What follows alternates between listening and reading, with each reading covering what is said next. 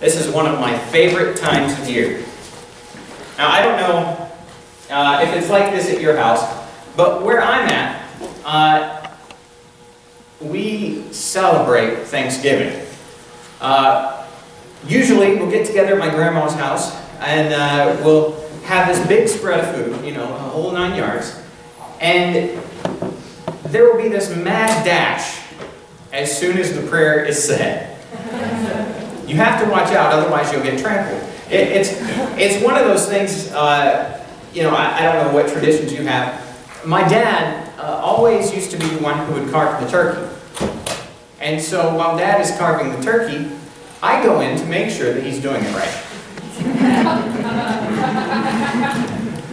And so Dad's cutting away, and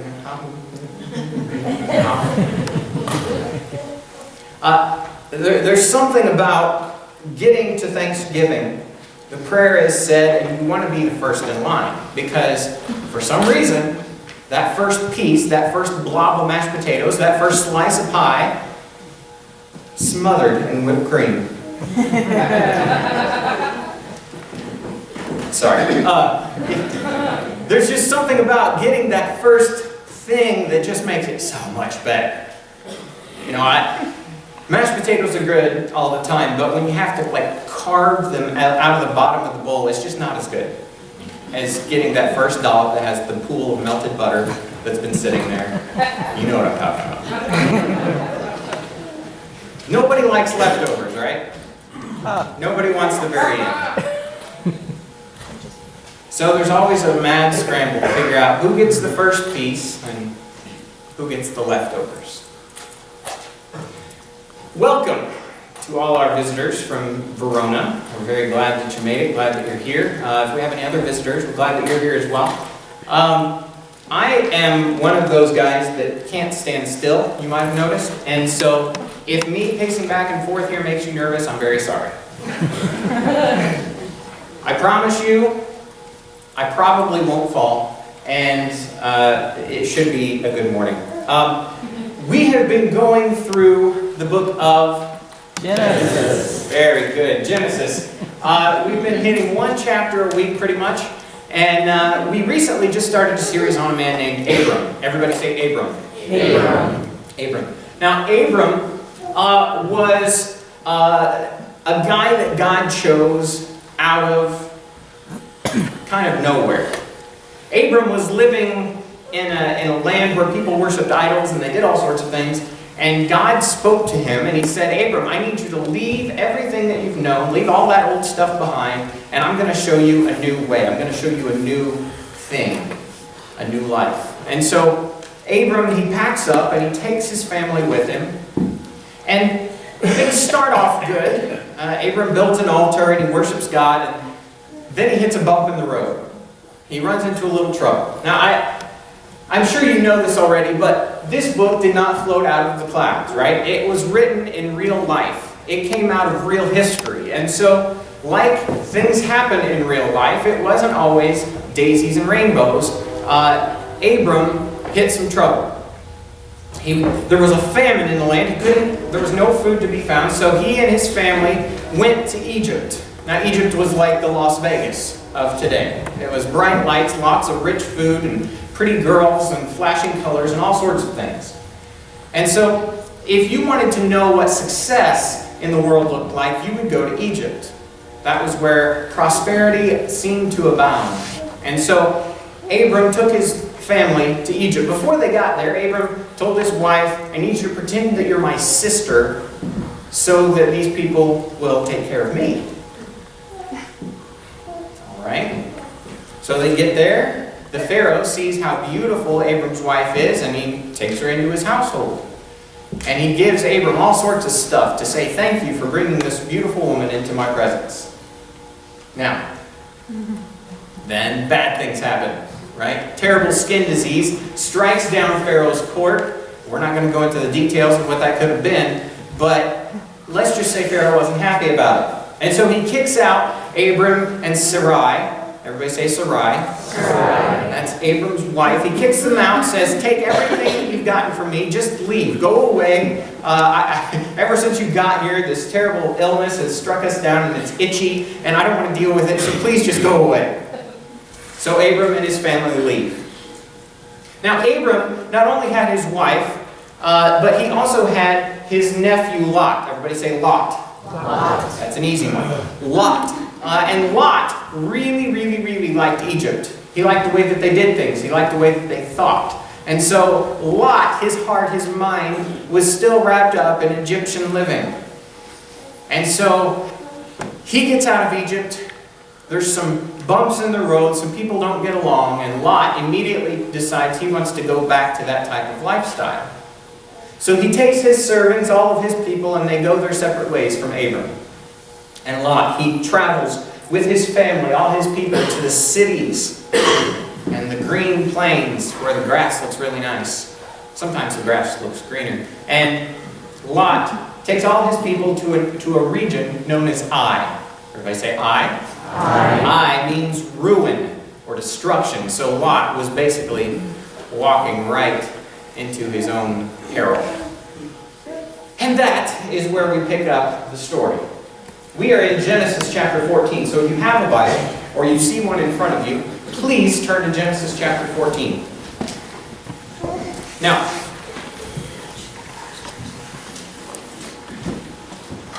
this is a real story. And maybe you're not aware of this, maybe you are, I don't know.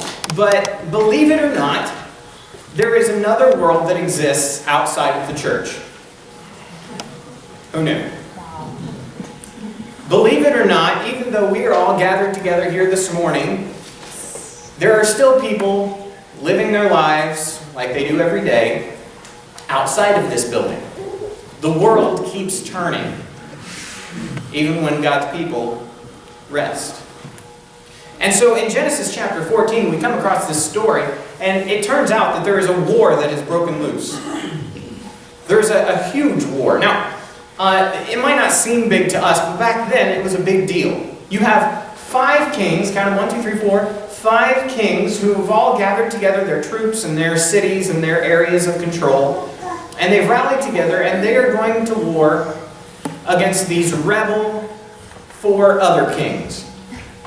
So it's 4 kings and all their stuff, all their troops, all their soldiers, against 5 kings.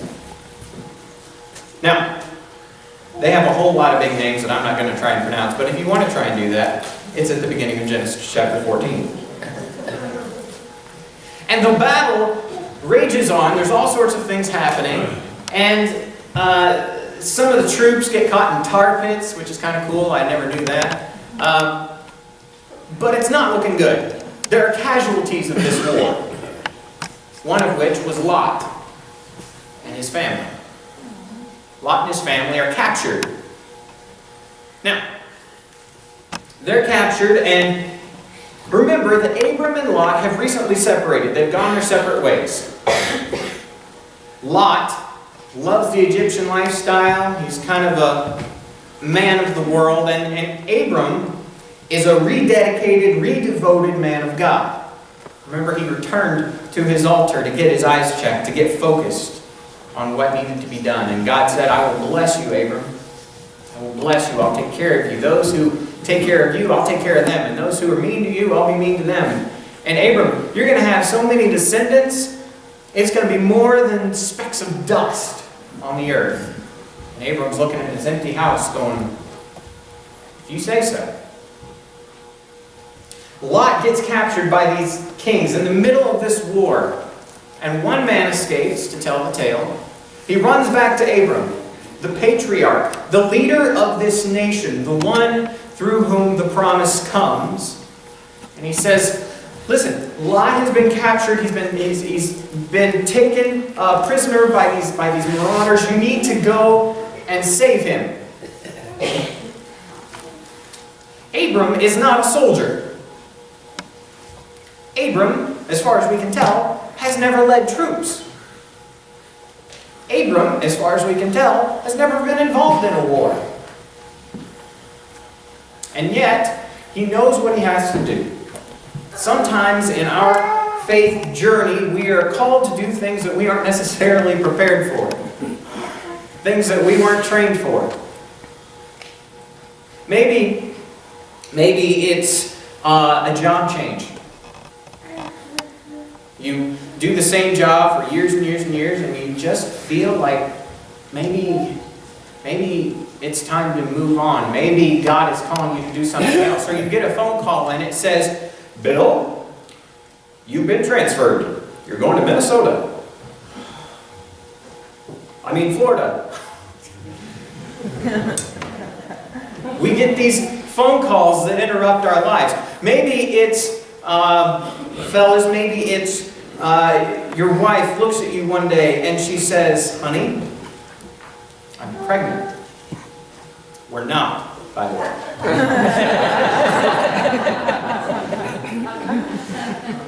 And that will completely change your world, change your finances, change your time, change your life, your lifestyle. Maybe for you, it's just you had somebody invade your life. I was in college a couple years ago. When I first walked onto campus at Lincoln Christian University, I want to say it was the first day. Across the way, across the lawn there, walking on the sidewalk with his hands up and singing at the top of his lungs, in a little hat and an unbuttoned shirt, singing at the top of his lungs. "Oh, we're halfway there. Oh, living on a prayer."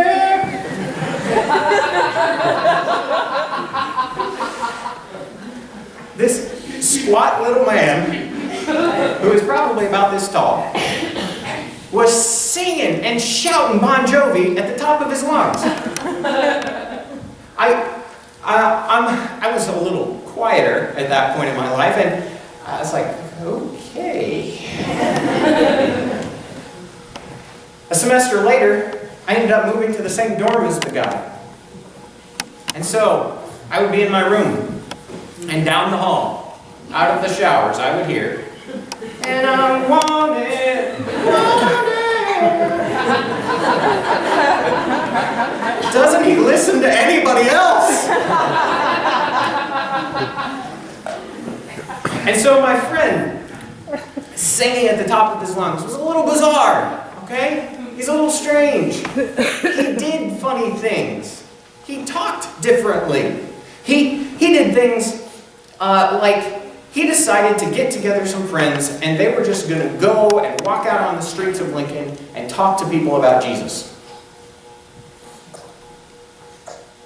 Doesn't he know that's not how we do things? He was one of those guys that could get wrapped up in a worship song and just be completely and utterly moved in such a way that none of us could really understand.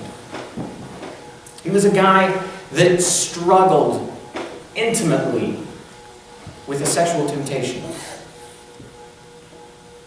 And so, from a very, very early point in my college career, this little boy from Ramsey, Illinois, seemed overwhelmed.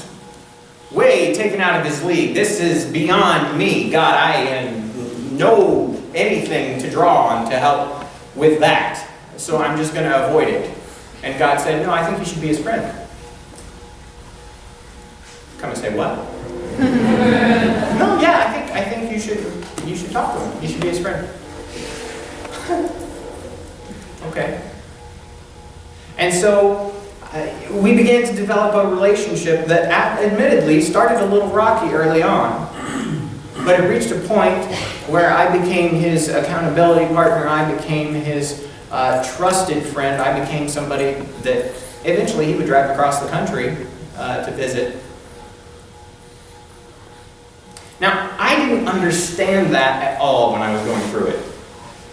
And yet, fast forward a few years down the line, and this guy who struggled with a sexual temptation had prepared me when I had a couple students in my office and we needed to talk about the same thing. See, somehow this unexpected, unplanned intrusion into my little world had helped to shape me and mold me and guide me and prepare me for a situation down the line. Sometimes in our faith, we are asked to do things that we aren't trained for. And if we don't give God that opportunity, if we don't give God that first piece, if we don't give Him that chance to make a difference in our lives, then, well, not much change is going to happen. If we only give God the leftovers, there's not much for Him to work with. So, the battle ends. And Abram is the victor. Everybody applaud. Thank you. Now, Abram is the victor. He wins the battle. He brings Lot back. Some of us know what it's like to be brought out of our captivity and saved and given a second chance at life. Lot was brought back out of that along with everybody else who was captured. Now, with this type of war, you get all sorts of things. Animals and servants and riches and gold and food and whatever else you can get your hands on. To the victor goes the spoils. And so Lot is brought back. And immediately following the battle, two people want to come see Abram. The first is the king of Sodom. Not a title I would want to have, but the king of Sodom. And the second is the priest king of Jerusalem. Now, priest king, that's a little strange, but basically he had dual responsibilities. He held a dual role in Jerusalem. He was both priest and king. He could handle both sets of responsibilities. His name was Melchizedek. Everybody say Melchizedek. Melchizedek. Not as easy as Lot, but good job. Now, Melchizedek comes out to Abram, and he says this. Look in Genesis chapter 14. Genesis 14, starting with verse 18, we'll go. Then Melchizedek, king of Salem, which is basically Jerusalem, okay? Then Melchizedek, king of Salem, brought out bread and wine. Interesting. He was priest of God Most High. And he blessed Abram, saying, Blessed be Abram by God Most High, creator of heaven and earth. And blessed be God Most High, who delivered your enemies into your hands. And then look at that next part. Then Abram gave him a tenth of everything. Uh-oh. Oh God, please tell me he's not going to talk about tithing. I didn't write the book. See, when some of us hear this notion, this idea of giving a tenth, when we start talking about the tithe, some of us tighten up. Some of us freak out. When it comes to somebody saying that we should give up our money, well, now, wait just a gall darn minute. Can a preacher say gall darn? Forgive me if that's offensive. You've heard the phrase, where your heart is, there your treasure will be. But most of us know that where your treasure is, that's really where your heart's at. Right? It's interesting, and I'm not innocent of this by any means, but it's interesting if we were to sit down and write out the ways that we spend our money on a weekly, bi-weekly, monthly basis, the things that we dish out our cash for.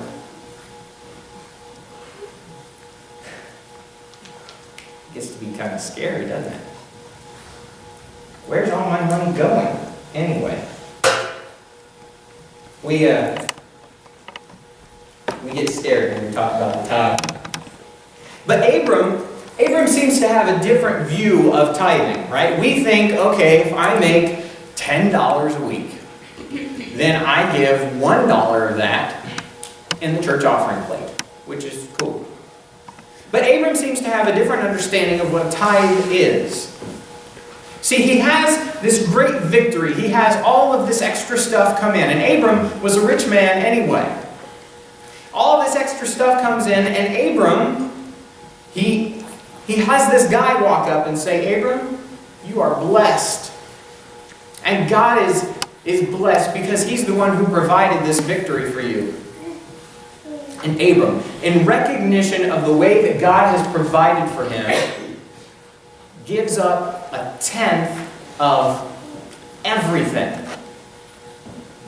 Now, by everything, in Genesis chapter 14, if you look at the original language, it means everything. So Abram has all this stuff, and he gives 1/10 of it to God. Now, Melchizedek was not Abram's pastor. Abram was not a member of Melchizedek's church. Then, immediately following that, look in verse 21. The king of Sodom says to Abram, "Give me the people and keep the goods for yourself. Give me the people that have been rescued, and you just keep all this extra stuff that you've acquired." And Abram says in reply, "I've raised my hand to the Lord God Most High, creator of heaven and earth, and have taken an oath that I will accept nothing belonging to you, not even a thread or the strap of a sandal, so that you will never be able to say, 'I made Abram rich.'" Abram says, "Listen, I appreciate what you're offering me here, but no. See, I don't really care about the resources. I don't care about the gold or the silver. I don't care about the extra food or the fine clothes. I don't care about any of that because resources aren't what make me rich. I don't want you to be the ones who get the credit for this victory. All the glory, all the credit goes to God. He's the one who provided." See, it's interesting. Melchizedek walks in, the priest king says, "Abram, you're blessed." And Abram goes, "Here you go. Thanks be to God." The king of Sodom walks in and says, "Well, just return the people and you can keep whatever you want." And Abram goes, "No, that's all right. I don't want any of it." See, we come to Thanksgiving. We come to this time in the season, in the calendar year, and it seems very appropriate for us to be thankful. Everybody asks, "What are you thankful for this year? What are you thankful for?" And we get all sorts of responses. "I'm thankful for my friends. I'm thankful for my family. I'm thankful for my health. I'm thankful for my finances. I'm thankful for my church." And yet, if someone were to look at our lives, are we really saying thank you to anybody except ourselves? See, if we were thankful, "God, thank you for my friends, my family, my health, my church, my finances. Thank you for all of that," then I would give Him a portion of all of that. Maybe with my friends, "God, thank you for my friends, that they're there to support me." Maybe then we should go as friends and make more friends who need a friend. "God, thank you for my family. I'm so glad that they're here this fine day." Well, if we're thankful for our family, then maybe we should forgive those people in our family that did that ungodly thing so many years ago that we just can't forget about. "God, thank you for my health. So glad I'm healthy." Well, maybe then you should avoid having a Whiskey River barbecue burger with an extra meat patty and an egg on top.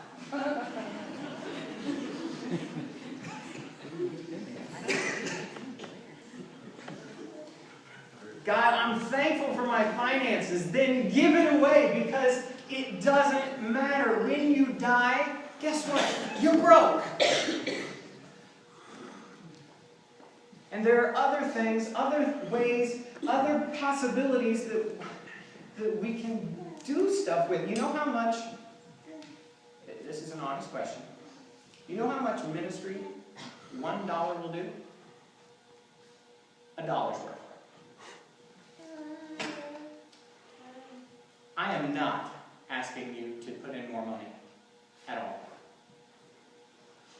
What I am asking you to do is to tithe your life.